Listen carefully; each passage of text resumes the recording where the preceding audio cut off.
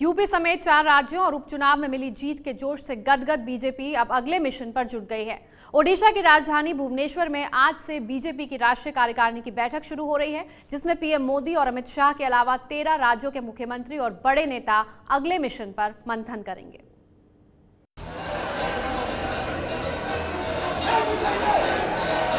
BJP अध्यक्ष अमित शाह राष्ट्रीय कार्यकारिणी के लिए भुवनेश्वर पहुंचे तो बीजेपी कार्यकर्ताओं ने उन्हें सिर आंखों पर बिठा लिया। एयरपोर्ट से पार्टी कार्यालय तक उनका काफिला रोड शो में तब्दील हो गया।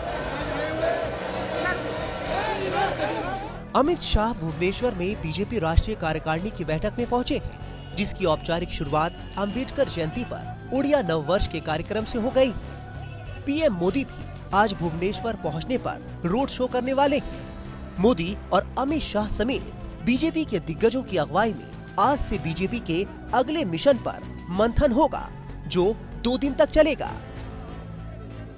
2 सफल नेतृत्व माननीय नरेंद्र मोदी जी और माननीय अमित शाह जी के नेतृत्व में 13 राज्यों के मुख्यमंत्री, तमाम केंद्रीय मंत्रिमंडल के वरिष्ठ सदस्य, माननीय राजनाथ सिंह, अरुण जेटली जी, नितिन गडकरी जी।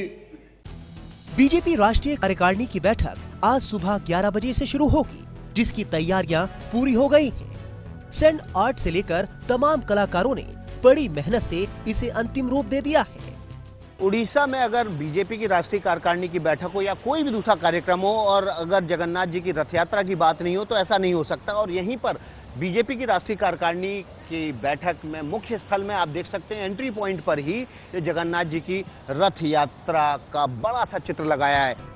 बीजेपी राष्ट्रीय कार्यकारिणी की बैठक में 2 मुख्य मुद्दों पर चर्चा होगी। पहला, अगले 2 साल के लिए बीजेपी का एक्शन प्लान तैयार करना और दूसरा, केंद्र की मोदी सरकार की उपलब्धियों और कार्यक्रमों को जन जन तक पहुंचाना। भुवनेश्वर में जिस हॉल में मीटिंग होने वाली है उसे उड़िया संत भीमा भाऊ के नाम पर बनाया गया है। बीजेपी ने उड़ीसा को राष्ट्रीय कार्यकारिणी बैठक के लिए क्यों चुना, इसकी भी वजह है। एक तो उड़ीसा में पिछले दिनों स्थानीय निकाय और पंचायत चुनाव में मिली बीजेपी को बड़ी जीत, और दूसरी ये गरीबी और भूखमरी के लिए बदनाम रहे उड़ीसा की तस्वीर बदलना चाहते हैं प्रधानमंत्री मोदी।